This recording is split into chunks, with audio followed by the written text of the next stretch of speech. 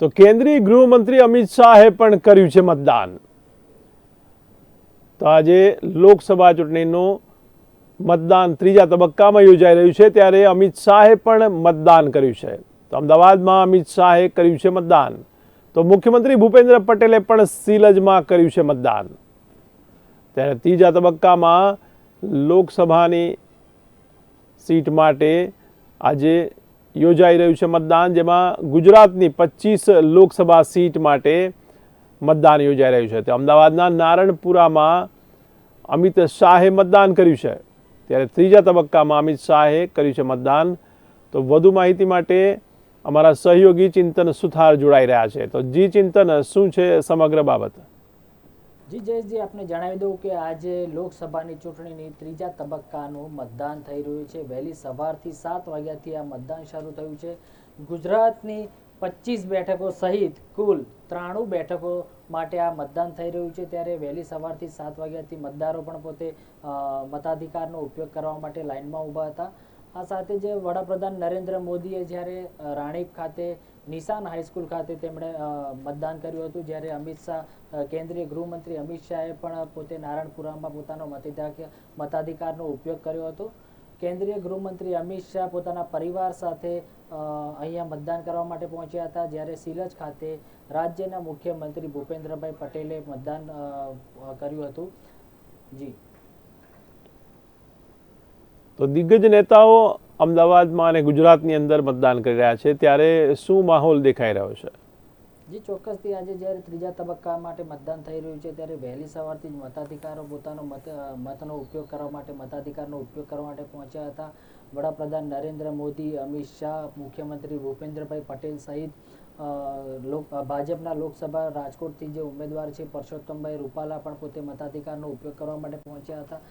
કહી શકાય કે વહેલી સવારથી જે મતાધિકારનો ઉપયોગ કરવા માટે મતદારોમાં પણ ભારે ઉત્સાહ જોવા મળી રહ્યો છે. એક બાજુ જ્યાં ગુજરાત સહિત ગુજરાતમાં અમદાવાદમાં તેમજ અન્ય વિસ્તારોમાં જ્યારે કાળઝાળ ગરમી પડી રહી છે, ત્યારે મતદારો પણ વહેલી સવારે મતદાન કરવા માટે પહોંચ્યા હતા.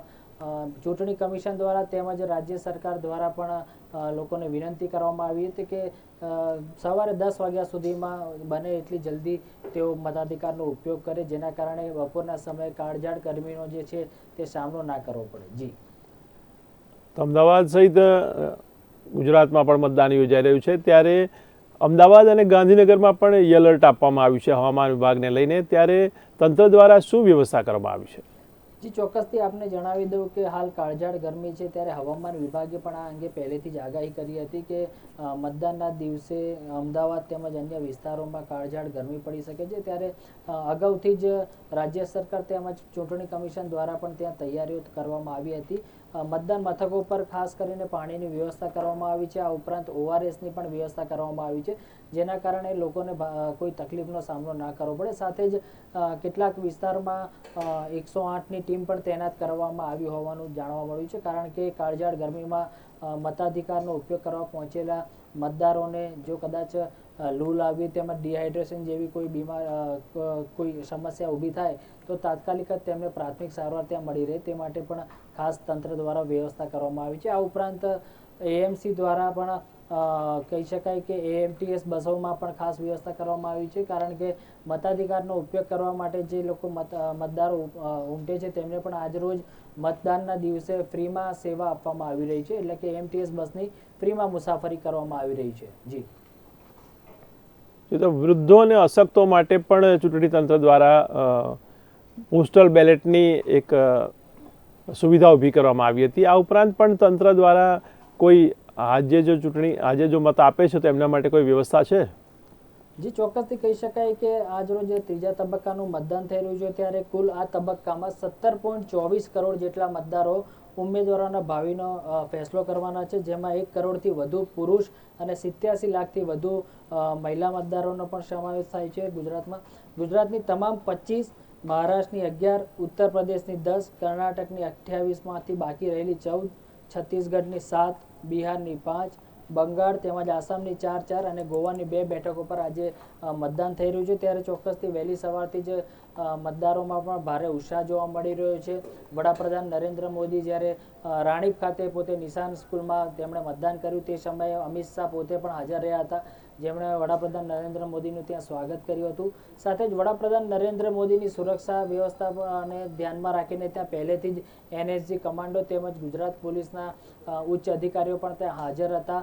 સાથે જ મતદારો અને તેમજ અન્ય લોકો જે મોદીને જે અગાઉથી જે પોતે પ્રેમ કરે છે તેઓ પણ ઘણા લોકો મોદી પ્રેમીઓ લોકો પણ ત્યાં ઉમટી પડ્યા હતા, જેમણે ચોક્કસથી વડાપ્રધાન નરેન્દ્ર મોદીએ ત્યાં પણ લોકોનું જે છે અભિવાદન ઝીલ્યું હતું.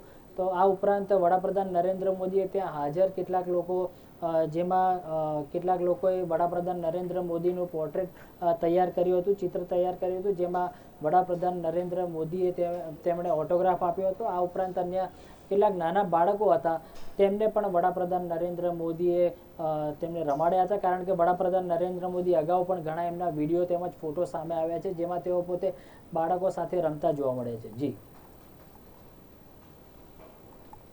જી ચિંતન, તો પોલીસ તંત્ર દ્વારા કેવી વ્યવસ્થા કરવામાં આવી છે, ખાસ કરીને જ્યારે રાણીપમાં તેમણે વોટિંગ કર્યું છે તો અમિત શાહ પણ અમદાવાદમાં જ છે, તો CM ભૂપેન્દ્ર પટેલ પણ હમણાં મત કરી ચૂક્યા છે, તો પોલીસ તંત્ર કેટલું સજ્જ છે? જી ચોક્કસથી આજે જ્યારે ત્રીજા તબક્કાનું મતદાન થઈ રહ્યું છે ગુજરાત સહિત અન્ય જગ્યાઓ જ્યાં મતદાન થઈ રહ્યું છે ત્યારે મતદાન મથકો પર ચુસ્ત પોલીસ બંદોબસ્ત જોવા મળી રહ્યો છે. સાથે સંવેદનશીલ વિસ્તારોમાં પણ પોલીસ દ્વારા પહેલેથી જ અગાઉથી ફૂટ પેટ્રોલિંગ પણ કરવામાં આવ્યું હતું, જેના કારણે કોઈ અનિચ્છનીય ઘટના ત્રીજા તબક્કામાં જ્યારે મતદાન થઈ રહ્યું છે ત્યારે ના બને, એટલે કે સુરક્ષા વ્યવસ્થા પણ અગાઉથી જ સઘન કરવામાં આવી છે. ત્યારે આજે વહેલી સવારથી 7 વાગ્યાથી વિવિધ વિસ્તારોમાં જ્યાં મતદાન કેન્દ્રો છે ત્યાં મતદારો પોતે પોતાનો મતાધિકાર માટે ઉમટી પડ્યા હતા. જી હમણાં જ ગઈકાલે કેટલીક સ્કૂલો પર બોમ્બની પણ અફવા હતી, ત્યારે તંત્ર દ્વારા શું તૈયારી કરવામાં આવી છે? જી ચોક્કસથી ગઈકાલે અમદાવાદની કેટલીક સ્કૂલોમાં 10 થી વધુ સ્કૂલોમાં જ્યારે કહી શકાય કે બોમ્બથી ઉડાવી દેવાની ધમકી મળી હતી, જેના કારણે મતદાનના એક દિવસ પહેલા જ્યારે આ અગાઉના જે ઈમેલ આવ્યા હતા તેનાથી તંત્રમાં પણ દોડધામ મચી ગઈ હતી. અને વહેલી સવારે જ્યારે આ ઈમેલ જ્યારે મળ્યા તે અંગેની માહિતી મળી ત્યારથી જ ક્રાઇમ બ્રાન્ચ, SOG તેમજ બોમ્બ સ્ક્વોડની ટીમ પણ ત્યાં ઘટના સ્થળે પહોંચી ગઈ હતી, જ્યાં આગળ જે સ્કૂલોને બોમ્બથી ઉડાવી દેવાની ધમકી મળી હતી ત્યાં આગળ જઈને તપાસ કરવામાં આવી હતી. જોકે બપોર સુધીની જે તપાસ હતી ત્યાં સુધીમાં કોઈ પણ વાંધાજનક વસ્તુ ન મળી હતી અને કોઈ પણ પ્રકારની અનિચ્છનીય ઘટના ન બની હતી, જેથી તંત્રએ પણ રાહતનો શ્વાસ લીધો હતો. જી ચિંતન, આપકો ખૂબ ખૂબ આભાર. તો આજરોજ લોકસભા ચૂંટણીનો ત્રીજો તબક્કો યોજાઈ રહ્યો છે, ત્યારે ગુજરાતમાં પણ 25 લોકસભા સીટો માટે મતદાન થઈ રહ્યું છે. તો અમદાવાદની વાત કરીએ તો અમદાવાદના રાણીપથી પ્રધાનમંત્રી નરેન્દ્ર મોદીએ નિશાન વિદ્યાલયમાંથી આજે મતદાન કર્યું હતું. તો ગૃહમંત્રી અમિત શાહ ઉપરાંત CM ભૂપેન્દ્ર પટેલે પણ મતદાન કર્યું છે, તેમજ તેમણે લોકોને પણ વધુને વધુ મતદાન કરવા માટે અપીલ કરી છે.